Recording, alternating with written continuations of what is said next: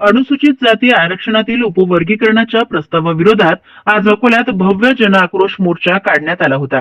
अशोक वाटिका ते जिल्हाधिकारी कार्यालय या मार्गावर निघालेल्या मोर्चामध्ये अकोला जिल्ह्यासह विदर्भ आणि राज्यातील विविध भागातील नागरिक मोठ्या संख्येने सहभागी झाले। महाराष्ट्र शासनाने नियुक्त केलेल्या बदर समितीच्या अहवालाच्या आधारे आरक्षणातील उपवर्गीकरणाची प्रक्रिया राबविण्याचा प्रयत्न सुरू असल्याचा आरोप आंदोलकांनी केला।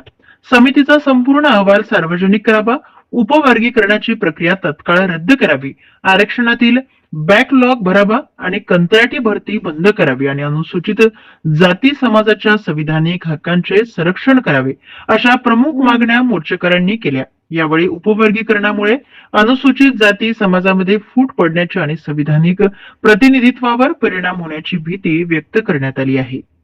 आज आम्ही या ठिकाणी संपूर्ण अकोल्यातील आंबेडकरवादी समाज या ठिकाणी एकजुटीने जनआक्रोश मोर्चा काढण्यात आलेला आहे।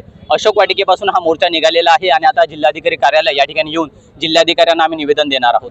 या मोर्चाची प्रमुख मागणी अशी आहे की आरक्षणामध्ये जो उपवर्गीकरणाचा घाट या व्यवस्थेने घालत आहे, या माध्यमातून आरक्षणामध्ये फूट पाडून अ ब क ड अशा पद्धतीची विभागणी केल्या जात आहे। यामध्ये विशिष्ट एका जातीला गृहीत धरून इतर 58 जातींना लक्षात घेतल्या जात नाही आहे। त्यामुळे आमची अशी या माध्यमातून मागणी आहे की आरक्षणामध्ये होणारे उपवर्गीकरण हे तात्काळ रद्द झालं पाहिजे। बदर समितीने जो अहवाल सादर केला तो अजूनही जनतेपुढे मांडलेला नाही। ते बदर समितीचा जो अहवाल आहे हा गठीत करत असताना 59 जातीतल्या प्रतिनिधित्वांना त्यांनी मान्यता दिलेली नाही, म्हणून हा अहवालही रद्द करण्यात यावा। ही प्रक्रिया आरक्षणाच्या उपवर्गीकरणाची तात्काळ थांबण्यात यावी, यासाठी जनताचा प्रचंड आक्रोश या अकोल्यामध्ये आज पाहायला मिळत आहे।